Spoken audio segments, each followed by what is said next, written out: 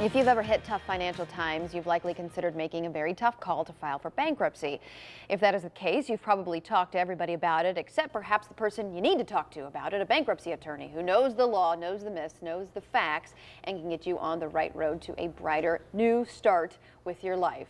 So joining us today is Our Lady of the Law, Allison Emery. Thank you so much for being here, Allison. We appreciate it. So talk about some of the people that come into your office who are looking to maybe go down this road. What have you noticed about them? Generally, the people that we see in our office come in, they're nervous, they're worried, they're scared, maybe they've never met a lawyer before. The whole process is very intimidating to them.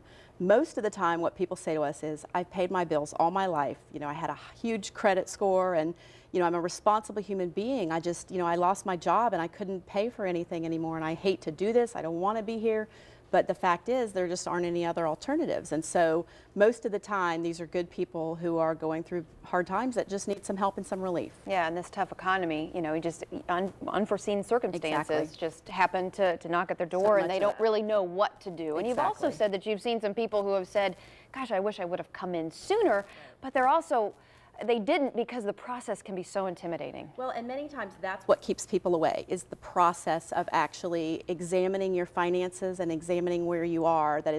It can be painful for people. And I've talked before about the people that come into our office with a garbage bag full of unopened bills because they just can't deal with it. They want to stick their heads in the sand. And so, you know, sort of scratching the surface of all of that is really the hard part for people. And once they've done it, once they've actually, you know, listed everything and put it all out there, then they often say, wow, I feel so much better now. I'm really glad that I'm moving forward with this. Have you seen people that have tried to do this process themselves? We have. We've seen a lot of people like that. And you can file your own bankruptcy. You know, in this country, you don't have to have a lawyer. You know, you could also drill your own fillings. That doesn't make it a good idea. Ouch. That's a bad mental image. But bankruptcy is a very complicated law, and you really need some help in navigating the process or you can wind up in a lot of trouble. So walk us through kind of the process. If someone were to come in, first of all, they can get a free consultation to even see if this is something that they need. That's right. We offer a free consultation. Just come in the door and we'll tell you what you need.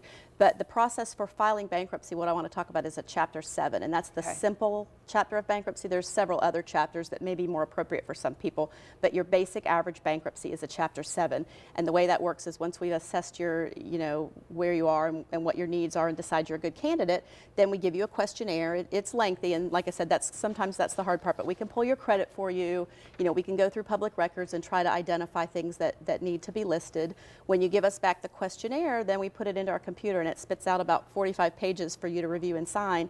And then your hard work is done, basically. So that's what we file with the court. You're assigned a case number, you're assigned a judge, and you're assigned a trustee. The bankruptcy trustee is the lawyer who's on the other side of your case. It's the lawyer that represents your creditors, so to speak. Most bankruptcy filers never are in a courtroom and are never in front of a judge. And many times that's the fear is, oh my gosh, I don't want to stand in front of a judge and, you know, stand there in my barrel and say, you know, I'm bankrupt. But that's just not the process. It's much less stressful than that, and it really can go very quickly and painlessly if we do it the right way. Well, and that's where you guys come in. Exactly. You're going to be the ones that are going to go talk to the judge and going to argue the case for you so you don't have to. Exactly. What debts will you find out are going to be discharged and whatnot, and what you still are going to be responsible for? How does it work? Well, it's very confusing, and of course I have to say it depends, because there are some debts that you're not going to get rid of in a bankruptcy. Student loan debt, unfortunately, is something that you're not going to be able to get rid of in a bankruptcy. There was a law passed a few years ago. Now, if you have an extenuating circumstance, like you're very ill or you have no foreseeable way of ever repaying those loans, a judge will sometimes look at that and consider them dischargeable, but it's a really high standard to get around. Because you won't be able to generate the income to repay those student loans. Well, exactly. I've seen people in their late 70s who might be terminally ill. That's the kind of thing I would go to a judge with on a student loan and ask for a discharge of that. But there are certain kinds of tax debts that are not dischargeable. Basically, any taxes you owe in the last 3 years are not going to be dischargeable. But things before that often are. So it's just a matter of, you know, what your situation is. Family law obligations, alimony, child support, those kinds of things are not dischargeable either. But, you know, your medical bills, your credit cards, your mortgages, your car loans, your repos, almost everything else is dischargeable in bankruptcy. So a question I'm sure you get from a lot of people, if I go through with this, my credit will suffer. The reason why I don't want to file for bankruptcy is because I want to try to maintain the credit that I already have. If it isn't even so high, at least I'm trying to make the effort to pay my bills. Exactly. Well, and we often see that, listen, I've had a great credit score all my life, but the fact of the matter is, once you're there to see us, you know, your credit score really isn't probably going to be very good anymore anyway. And actually filing a bankruptcy is what resets the clock for you on rebuilding all of that. And so otherwise the stuff sticks around on your credit for 7 years out there as judgments or unpaid debts.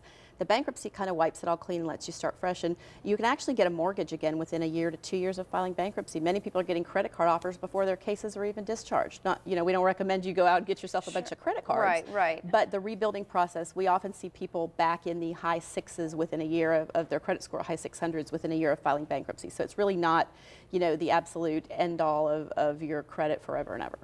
Yeah, just the economic circumstances are what they are, and you have to try to do what you can. That's right, and that's the whole idea of the bankruptcy code, is to provide a fresh start for people that are honest but unfortunate and just aren't able to pay those bills. Okay, well, thanks so much for being here, Allison. We Thanks for having appreciate Our Lady of the Law joining us and the advice, and thanks so much to Emery, Kast, and Walker for sponsoring this segment. Remember, they say the biggest mistake you can face when facing any kind of financial hardship is to do nothing. The legal team of Emery, Kast, and Walker, they say they understand what you're going through, and they are here to help good people in bad times. You can visit their website, www.jackslawyer.com, or call them 904-404-3394 for a free consultation to find solutions to your problems. They have offices in Jacksonville and also an office branch in St. Augustine.